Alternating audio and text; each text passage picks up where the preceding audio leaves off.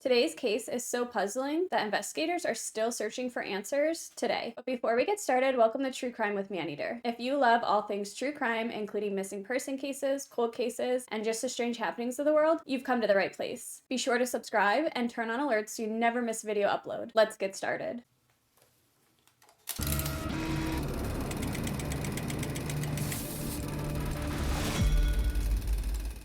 Zebb Quinn was born on May 12, 1981. He lived in North Carolina, specifically the Asheville region, with his mother and sister, who he was very close with. Those who knew Zebb would describe him as warm and kind and caring, and he was very responsible and hardworking. Although Zebb Quinn did struggle to fit in because of his learning disability. He did, however, work at Walmart, and he loved his job there. He was working in the electronics department, and it had basically become a second home to him. When he was not at home, he was at Walmart, even when he wasn't working.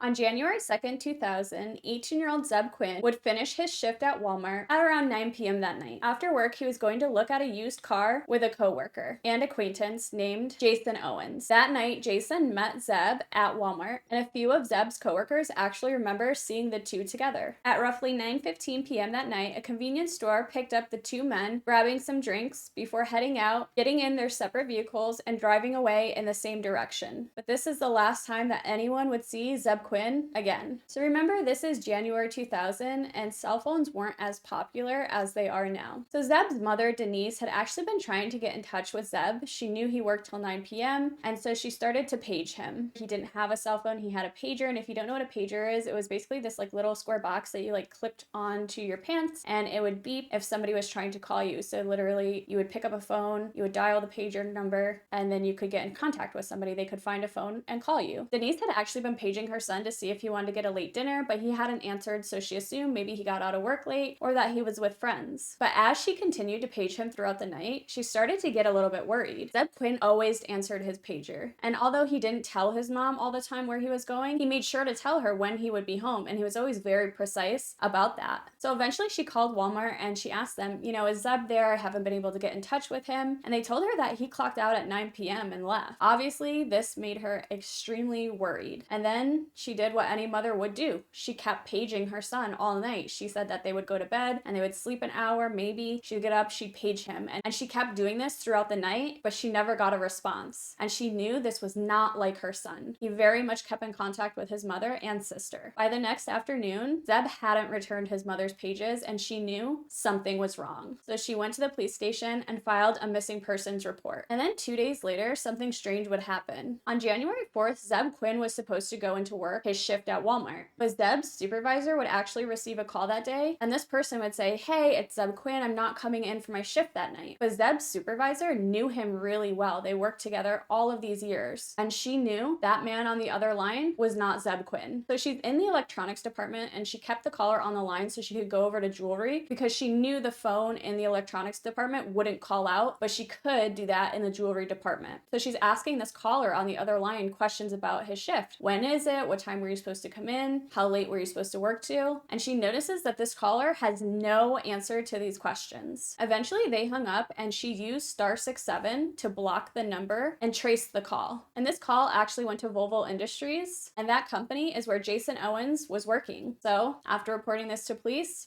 went over to Jason and began to ask him some questions. So police find Jason and they begin to talk to him, and he tells police what he knows. He says, "Yes, I went to Walmart, I met up with Zebb Quinn, and then we went to the convenience store. And then after the convenience store, we were leaving. And as we're driving to go see this car at the dealership," and which, may I add, going to a dealership at 9 p.m. at night would be a little bit strange because most dealerships would be closed at this time. I'm not sure if they checked store hours or what the situation was, but that also stood out to me as incredibly strange. So he tells them after they leave the convenience store that Zebb Quinn was actually using his headlights to flash Jason Owens, who was in front of him. And obviously that meant he needed to pull over. So both men pull over to the side of the road, according to Jason, and Zebb Quinn gets out of his car and he goes to Jason and he says, "Listen, can I use your cell phone? Do you have a cell phone? I have this page and I urgently need to answer it." Jason Owens would say, "No, I don't have a cell phone, but a few minutes back you could go use the payphone." Jason Owens would say that Zebb Quinn was visibly frantic and he really wanted to get to a payphone to make this call back immediately. But he didn't tell Jason Owens why it was such an important call. So Zebb Quinn apparently sped away, he went to a payphone, and then about 10 minutes later he came back, and Jason Owens would say that as he was coming back to meet Jason, he accidentally rear-ended Jason's car. And Zebb Owens was completely distraught at this point, and he said he had to go, he had to cancel plans, and he said, you know, I know that I hit your car, but we'll settle this later. I just really have to go now. Jason Owens would be like, okay, we can settle this later, and then apparently Zebb Quinn sped off. And so of course police are curious about this phone call to Walmart, and Jason Owens admits that he actually made the call, but he did it for Zebb. He said, Zebb Quinn called me and he asked me to make this call to Walmart to let them know that he's not coming in, but I don't know why he wanted me to do that. I just did it for him. Obviously, Zebb's family didn't believe the story because Zebb Quinn was very much passionate about his work, and he never even missed a day of work. And if he had to miss a day of work, he certainly wouldn't have a friend or acquaintance call in for him. But this case would only continue to get more bizarre. Approximately 2 weeks later, Zebb Quinn's car was actually found in a restaurant parking lot, and this restaurant was actually adjacent to the hospital where Zebb Quinn's mother and sister worked at, and they firmly believed that this was done on purpose. But what they found with the car would only make this case even more strange. The car's headlights were actually left on, and there was lips on the back windshield, which looked like it was done by lipstick or something like that, and 2 exclamation points on both sides of it, which was very strange. And when police opened the door inside of the car, they would find a black Labrador puppy, and it was alive. So there's just this little puppy sitting in the car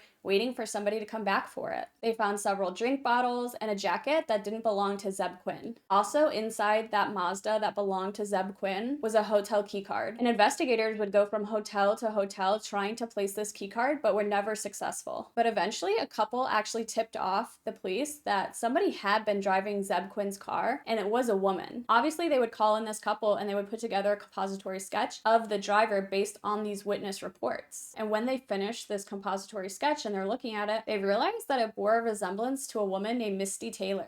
And Misty Taylor would later be known to police because Zebb Quinn had been pursuing a relationship with Misty, but she allegedly had a very abusive boyfriend named Wesley Smith. And what about the page that Zebb Quinn had received that night? The one that Jason Owens said made him frantic and ditched their plans to go look at a car that Zebb had really wanted to purchase. Police would discover that call came from Zebb Quinn's aunt Ina, which is his father's sister. But it's important to note that Ina and Zebb Quinn really didn't have any sort of relationship. Zebb Quinn didn't really have much to do with his dad. They had a rocky relationship throughout the years, so he really didn't have much to do with his father's side of the family in general. So it's strange that Ina actually paged him that night. What's even stranger about this is his aunt denied making the call. She said that she was actually at a friend's house that night for dinner, and police asked her, okay, what friends were you having dinner with? And she would say Tamara Taylor, the mother of Misty Taylor. Zebb Quinn had apparently met Misty Taylor at his family's restaurant just a few weeks prior to his disappearance, and the two of them apparently struck up a nice friendship. But there was something Zebb Quinn didn't know about Misty. Not only did she have an abusive boyfriend, but they had a child together. And friends of Zebb Quinn would go on to say that Misty Taylor is all that he talked about. He just was so completely head over heels for her that that's really the only thing he focused on besides work. Eventually, Misty Taylor's boyfriend, Wesley, would realize that the two were pretty close, and he began to make threats against Zebb Quinn. But Zebb's aunt would go on to say that both Misty and her boyfriend Wesley were present at dinner that night. So if his aunt was out of the house and Wesley and Misty were accounted for, then who paged Zebb Quinn that night? And of course, with this case, things only got more confusing. Zebb's aunt would actually report that her house had been broken into that night, the night the page was sent to Zebb Quinn. She said that nothing had been stolen, but items had been out of place. Some picture frames had been moved. Things just didn't seem right. But police continued to question Misty and her boyfriend Wesley. And Misty would downplay the relationship between her and Zebb Quinn.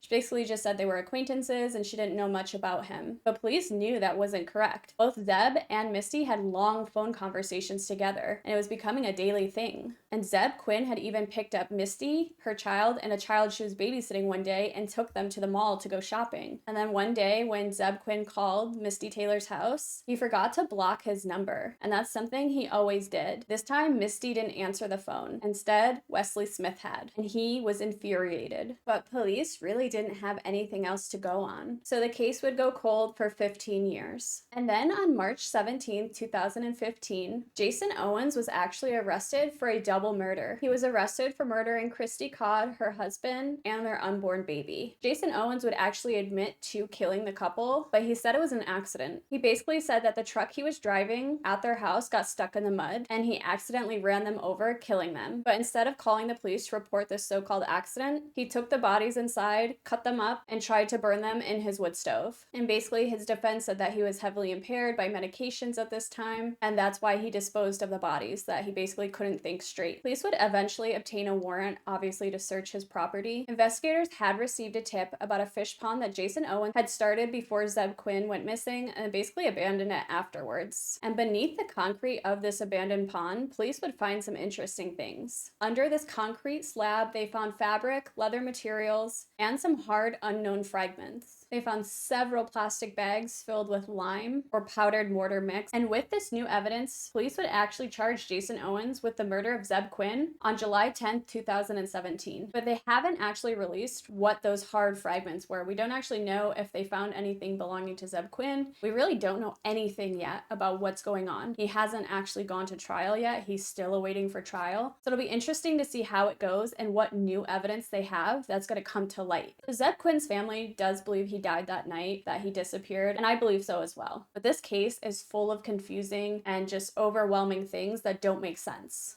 And so, of course, I have a couple theories about this case, as does the internet, who has obsessed over this case for the last 22 years. So we do know a couple things about this case, and I think they're important facts that we should focus on. On the day that Zebb Quinn disappeared, he actually called Misty Taylor's house, and her boyfriend answered, and he didn't block his number. And when he got off the phone, he actually told his grandma that he was in big trouble. And in 2009, police actually gathered DNA evidence from Misty Taylor. They got hair, saliva, fingerprints, and they said that she was not considered a suspect or person of interest. And I think that's actually very important, and I'll tell you why in a little bit. What's also strange about Zebb Quinn's disappearance is Jason Owens in general. So after Zebb Quinn hits his car, supposedly Jason Owens goes and does whatever, but the next day he was checked into the hospital, and it was for a head injury and fractured ribs. And he basically told police that he had gotten into another accident, so 2 within like 24 hours, which is really strange. One obviously being Zebb Quinn rear-ending him, and then he said he got into another accident. When police went to check for this, they didn't actually find any reports of these accidents. There was no insurance claims. There was no evidence that he got into an accident in general, but there was evidence that he had a head injury and a fractured rib. He did go to the hospital. I would also love to know if police ever took handwriting samples from these 3 suspects, because remember, they have writing on the back of Zebb Quinn's car. So I was wondering if they could actually match that. I know it's kind of a long shot, but it would be interesting to see if that's something that they could come up with.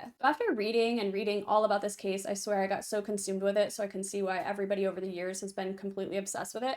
I did come up with my own theory. So here's what I believe is most likely what happened that night. I do believe that Zebb Quinn was going to meet Jason Owens because he wanted to purchase a car. And Jason Owens said, hey, I know somebody, I know where this car is, I'll take you there. Zebb Quinn, as his family stated, was very trusting and maybe even a little naive. So that night after work, he met Jason Owens. They jumped in their separate vehicles. They stopped to get a drink at the gas station around 9:15. And then I do think at some point Zebb Quinn flashed his lights because he got that page. So him and Jason pull over and he goes to the payphone. I do believe this happens. He goes to the payphone, he makes that call, and then he goes back. I don't know if he rear ends Jason or not. There's very little damage to Jason's car, so I don't think that's really too important, but maybe it is. And he tells Jason, hey, I have this page, I have to go. It's really, really important that I go right now. Sorry, I have to cancel plans. I do believe part of that story is probably true, though I would like to know what time Zebb Quinn actually received that page. I feel like that's such an important part, but I cannot find that specific detail anywhere. So if you guys have seen it or have heard what time he received that page, I'd really love to know in the comments, so pop it in there. So Zebb Quinn gets this page, he goes back, he tells Jason, I have to go. And then I think Jason Owen realizes that he has to do what he came there to do. And it wasn't to take Zebb Quinn to see a car. It was actually to rob him. Maybe Zebb Quinn had come with money, and Jason Owens is very money motivated, and he wanted to rob Zebb Quinn of this money. But of course, he can't just rob Zebb Quinn and just go about his life. Zebb Quinn knows who he is. If he lets Zebb Quinn go, Zebb is going to report this to the police, and Jason Owens is going to go to jail. So I believe he did try to rob Zebb Quinn, and he murdered him in the process. But during that time, time, there was a fight. Zebb Quinn did fight back, and he managed to fracture a rib and give Jason a head injury. And then, of course, Jason Owen disposes of the body, and he goes about his life. And then 2 days later, he makes that phone call to Walmart trying to be Zebb Quinn and says he isn't coming to work. And as we can see from his double murder, he wasn't the brightest person. When he accidentally ran 2 people over, he decided to chop them up and dispose of their bodies instead of calling police. I do believe that that was a lie. He did it on purpose. I do believe it was financially motivated, but that's besides the point. So Zebb Quinn may have been his first victim, and it was because he wanted money, and Zebb Quinn was an easy target. They played pool together. He was an acquaintance to Zebb Quinn, and Zebb Quinn trusted him on some level, which leads us to ask a couple more questions. What about the page that night? So obviously, Zebb Quinn did get a page that night. That's a fact, and it came from his aunt's house. I actually believe that Misty and Wesley, they snuck out of her mom's house and went over to the aunt's house, Aunt Ina,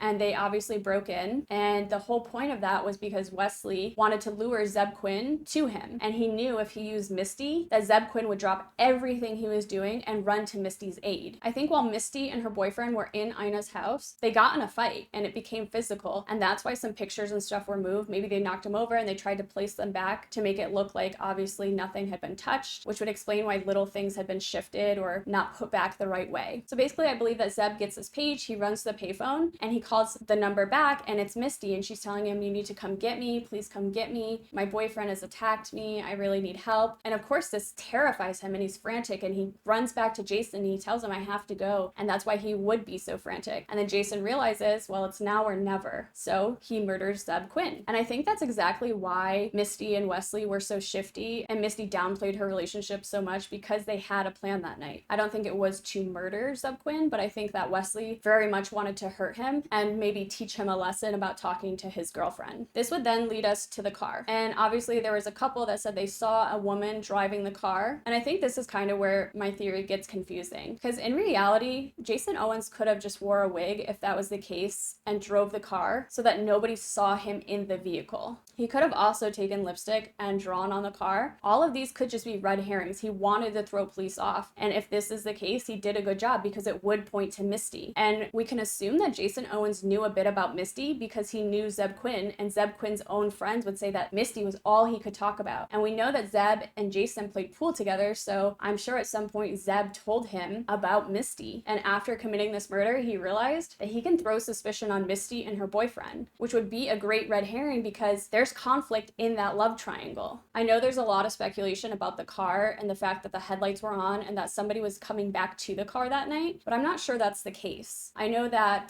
Zebb Quinn's family feels like it was parked there specifically for them to see it, and they said that maybe the puppy was even there because the person felt sorry. I'm not sure about all of that, but I do think everything with the car was basically just red herrings to throw police off, and it worked. So I do believe that Jason Owens is the guilty party here. Police haven't been able to make a connection between Jason, Misty, and her boyfriend Wesley, but I do feel like if there is a connection, it's basically because of Zebb Quinn. I mean, they had to know about each other in some sort of way. I think that Zebb would tell Jason about Misty and his problems with Wesley, and I think that Jason would know about them. And maybe even Zebb Quinn had mentioned Jason to Misty, "Oh, we're playing pool," or "We're going to look for a car," something of this sort. So if there's a connection, which police have not been able to establish, I think that connection would be Zebb Quinn. But I'm super interested in what you guys think about this case. I know there's so many theories out there, so I would love to hear your theories in the comments below. But that's it for today, guys. If you like this video or any other video on my channel, be sure to subscribe and turn on alerts so you never miss a video upload. If you have a suggestion for a case, pop it in the comments and I'm going to get to as many of them as possible. Today's video was actually suggested by one of our viewers, so thank you for that. And of course, check out some other videos on my channel until the next upload,